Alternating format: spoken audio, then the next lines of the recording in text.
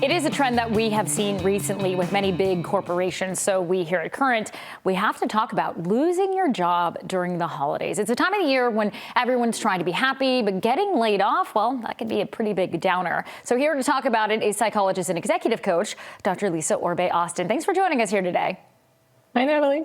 All right, so we've seen, and we've covered them in the headlines, of course, these waves of layoffs recently in the tech sector. Now, traditionally, why do companies make these decisions to lay off employees at the end of the year?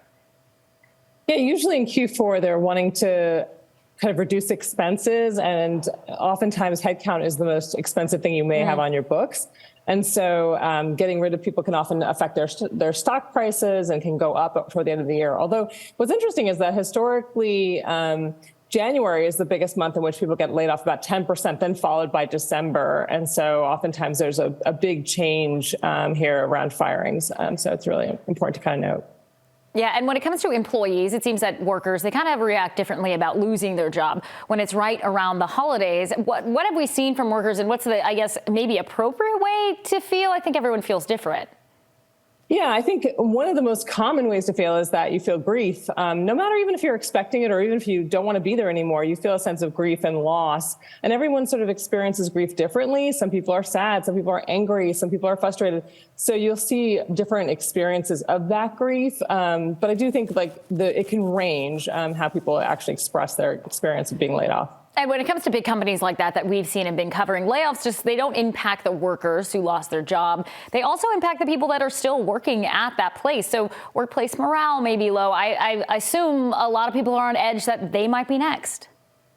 Yeah, I think it's super common to fear that you might be next and what can you do to preserve your job. And I think the other common thing that you see is survivor's guilt. People wonder why they were left and not fired, and sort of feel a sense of concern or guilt around the colleagues that they cared about that are gone and that they're not. So it can be a really complex set of feelings that you're left with.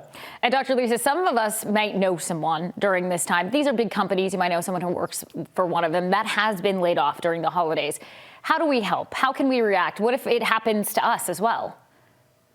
Yeah, so I think one of the things that you can do, which I think is really important, is not constantly ask about how their job search is going. That causes a lot of stress and anxiety for people. But do offer your help, do offer your support, offer your network and make introductions. Don't just say, look at my LinkedIn, actually produce actual real introductions. And so really give them what they need in this moment. I think that's really critical, is to be able to offer what they need in this moment, not what you need to state your own concerns. And if it happens to you around this time, what should you do? Yeah, I think what's most important is at first do the grieving and feel the feelings. And then after that, I think it's really important to kind of get your resume in order, because the first thing people are going to ask for is for you to shoot their resume over to them. And so I do think that's really important. I think the second thing that's really also critical is that it's going to be really rough during the season. It's just normal for it to be a lower job search season. So don't get stressed out about that. Know that it's normal and use a lot of your networking skills at this time to kind of build relationships. All right. Thank you, Dr. Lisa, so much for your time. Make sure you guys check her out on Instagram at Dr. Orbe-Austin. And also, her new book is coming out next month, Your Unstoppable Greatness. Thanks for joining us.